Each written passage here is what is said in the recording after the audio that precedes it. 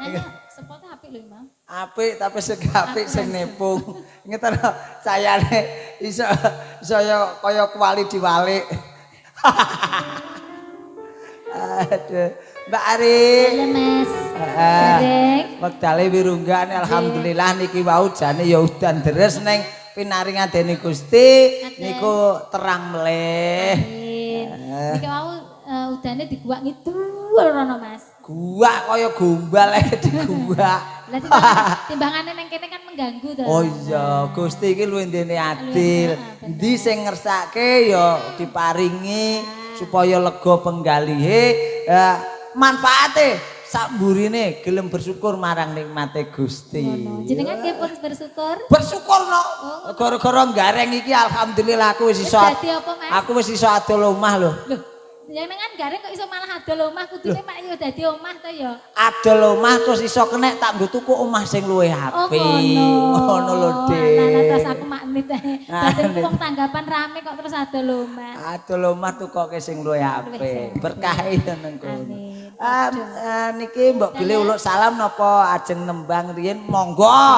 Uluk salam rumiyin. Oh iya. Ngaturaken lujeng dalu menika kunjuk dumateng para rawuh sedaya. Assalamualaikum warahmatullahi wabarakatuh. Waalaikumsalam warahmatullahi wabarakatuh. Sowan wonten Tlatah Dimong ya Mas. Tlatah Dimong Kopen. Nggih, nembe pisan menika kula. Alah wong tanah wong wedok kuwi dawa rambuté ning cekak jangkahe ya ngono kuwi. Beda karo wong lanang ya. Aku trimo nang kene. Lagi pisan ya tot ya. Walah padha to? Padha. Enggak, kompleks sak bawane, sak langgame. Mboten sah ngangge bawa. Nganggo to, Dik? Mboten sah to. Iya to, Dik. Langsung mawon. Penak langsung, Mas. Oh iya. Ini manut dirimu saya.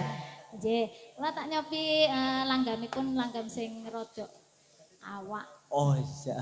Enak sing awak ya, Mas. Amenak sing kawak kono matur Mas. Jenengan ngersakne bawa napa ngoten? Oh gak eneng nek awake bawane gak eneng. Nek anyar eneng. Oh ngono, ya wis sing anyar ora apa-apa, Mas. Oh sing anyar dong tak apalne, Dik. Aduh. Liyane. Mulai ae, Mas. Wareng ngombe kopi kono wae. Kono. Nggih, langgamipun kula tak nyopi tetes sing tresna kemawon. Tetes tresno kok kawak. Lho. Kuwi langgam sing kawak lho Mas aku. Ya anyar rodone. Sing anyar.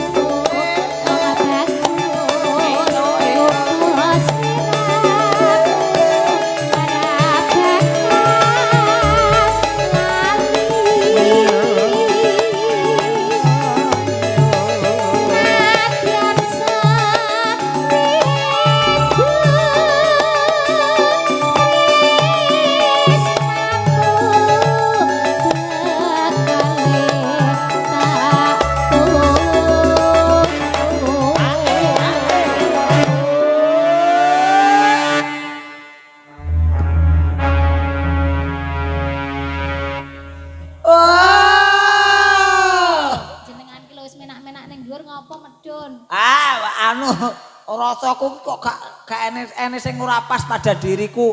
Oh, kelingan aku pancen gareng ki nek lungguh kursi ya ora wangun. Ngono, dadi kulinane mengisor ya, Mas. Kulinane abdi kan ngisor. Malah secolok kok ngisor ngene iki. Apa aja? Iya. Malah ketok genah. Heeh, cancan kae sandale blirik. Aku roh aku. Jenengane kok barang delik, barang kok ya weruh. Oh, ya saka ngisor kok. Dajenke ya, Mas. Oh, oke. Tresno iki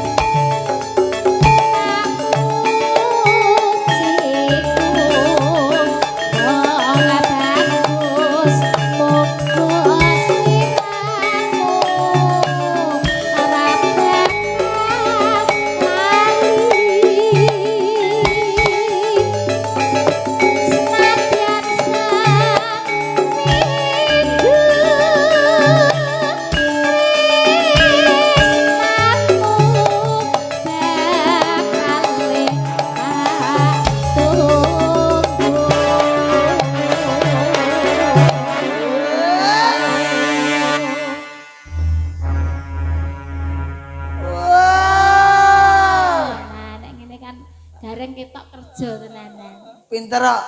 Iya. Gatute jan asem tenan. Lah iya lho wong jenengan enak lho kancane wis lho.